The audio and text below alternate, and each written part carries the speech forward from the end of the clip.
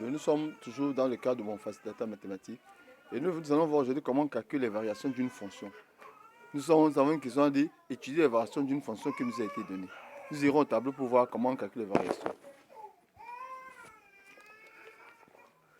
Une fonction nous a été donnée au tableau. La fonction f de x égale à 4x moins 7 sur x plus 2. On dit étudier les variations de la fonction. Étudier les variations de f.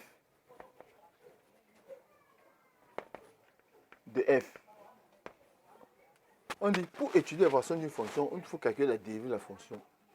Étudier le signe de la dérivée et dresser le tableau de variation. On va donc calculer la dérivée. Première étape, dérivée.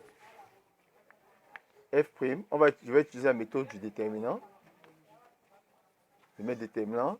Le nombre c'est 4, coefficient de x, 1, moins 7, 2, sur le dénominateur carré x plus 2 au carré. Ça me fait 8, moins 7 plus 7, sur x plus 2 au carré. Ça fait 15 sur x plus 2 au carré. Or, ça c'est une fonction homographique. Les dérivées de fonctions homographiques ont un seul signe. Soit ces dérivées sont strictement positives, soit elles sont strictement négatives. Parce que le signe de ces dérivées ne dépend que du numérateur. Parce que le dénominateur 1 au carré, il est déjà positif. Alors, nous avons 15 sur x plus 2. Donc, cette dérivée est positive parce que son numérateur est positif. Je trace donc maintenant le tableau. Moins l'infini, plus l'infini. Cette dérivée ne s'annule pas. Mais nous avons le domaine de définition de cette fonction. La fonction n'est pas dérivée, il faut qu'elle soit définie. Il faut que x plus 2 soit différent de 0. Donc x soit différent de moins 2. Donc c'est le seul nombre que nous allons mettre dans le tableau. Parce que cette dérivée ne s'annule pas. Le numérateur ne s'annule pas. Donc on met moins 2 ici. La fonction ne s'annule pas. Tu mets 2 barres pour montrer que la fonction ne s'annule pas. Tu mets ici signe de f' de x, la dérivée. Or, la dérivée, si est strictement positive, tu mets plus et plus. Si maintenant tu mets variation de f.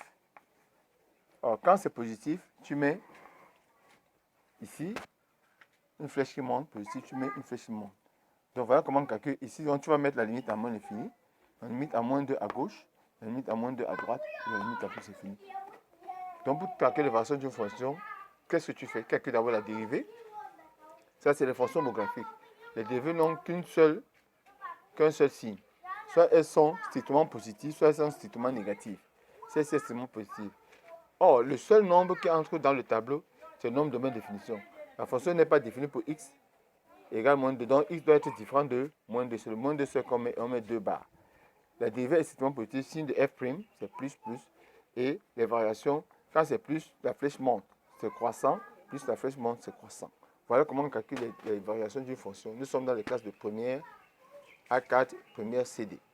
Les variations d'une fonction homographique. J'espère que vous avez suivi ces explications. Nous vous demandons de nous écouter, d'être attentifs. N'oubliez pas de liker, de partager. Si vous avez des précautions, écrivez et nous apporterons les solutions.